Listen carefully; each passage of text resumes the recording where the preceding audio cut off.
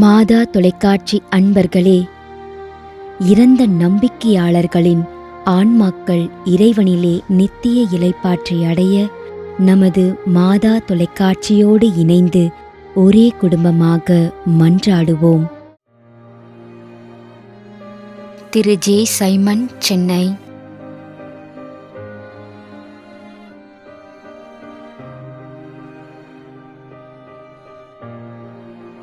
தவமேரி 2ஆம் ஆண்டு நினைவஞ்சலி.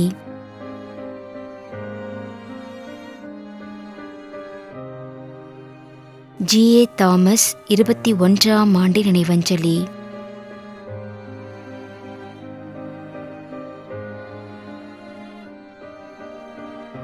இன்ஃபன்ட் மேரி சுதா.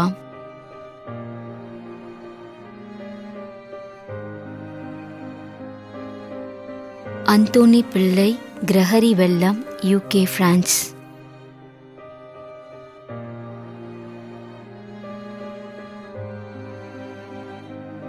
ஏ. செபாஸ்டியன்.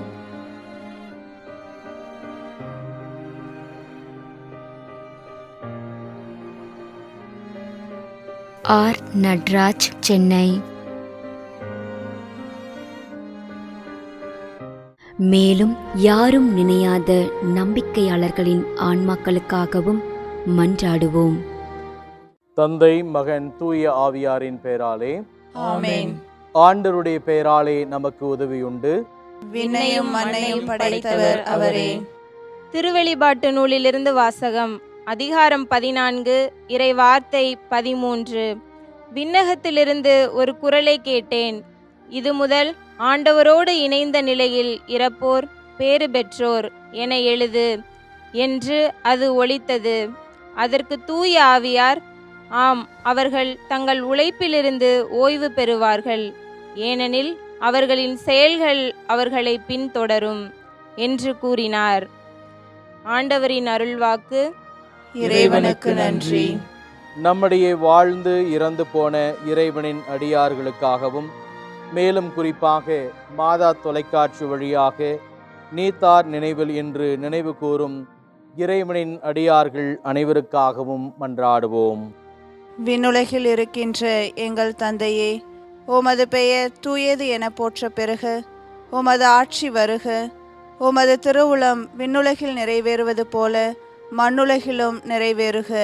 எங்கள் அன்றாட உணவை இன்று எங்களுக்கு தாரும்.